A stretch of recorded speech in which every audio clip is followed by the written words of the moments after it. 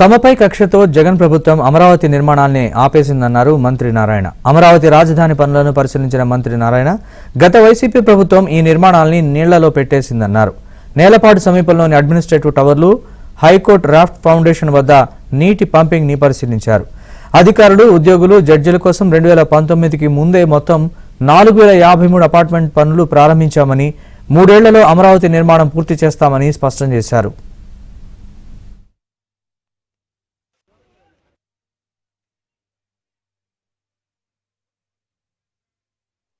అప్పుడు land pulling చేస్తామనే ఉద్దేశంతో land pulling notification 2015 జనవరి 1 ఇచ్చాం.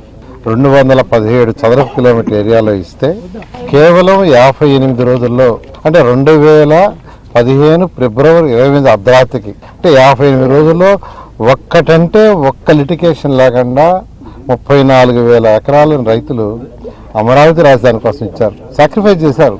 దానికి తగ్గట్టుగానే ముఖ్యమంత్రి గారు దీన్ని ప్రపంచంలో ఉన్న టాప్ 5 సిటీస్లో ఒక సిటీ చేయాలనే ఉద్దేశంతో ఆ బాధ్యత నాకు ఇస్తే, నేను అనేక విదేశాలు తిరిగి స్టడీ చేసి నార్మన్ ఫాస్టర్ అండ్ పార్ట్నర్స్ అని లండన్లో వరల్డ్లో టాప్ 10లో ఒకరు, వాళ్ళ దగ్గర యాక్చువల్గా బిల్డింగ్స్ డిజైన్ చేయించాం.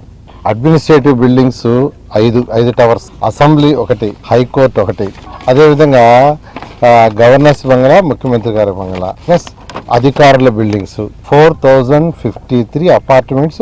ఆల్మోస్ట్ అదైతే అంతా అయిపోయింది, 90%. వాటిని గత ప్రభుత్వం మా మీద కక్ష సాధింపుతో ఆపేసింది.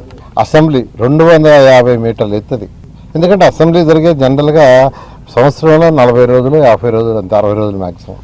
జనరల్గా 40 రోజులు జరగద్ది. రిమైనింగ్ డేస్లో దాన్ని ఒక టూరిజం ఇదిగా చేయాలనే ఉద్దేశంతో ముఖ్యమంత్రి గారు ఆ టవర్ని 250 అడుగుల ఎత్తులో, అంటే పైకి పోయి 250 మీటర్లు ఎత్తు పైకి పోయి ప్రజలు అక్కడి నుంచి సిటీ మొత్తం చూడొచ్చు వ్యూ. అందరూ అధికారులు ఒకే దగ్గర ఉండాలా, ప్రజలు అన్ని దగ్గర తిరగాలి, ఏదైనా పని ఉంటని ముఖ్యమంత్రి గారు ఆలోచించి అందరినీ ఒకే ఫ్లోరు లేదా 2 ఫ్లోర్లు 3 ఫ్లోర్లో ఉండేటట్టుగా ఎక్సలెంట్గా 5 టవర్లు డిజైన్ చేశారు. 2014-19లో నేను ఇదే పోర్ట్ఫోలియో చేశాను. ఈసారి కూడా నా మీద నమ్మకంతో ఈ పోర్ట్ఫోలియో ఇచ్చారు. అయితే వెంటనే టేకప్ చేయడానికి అనేక లీగల్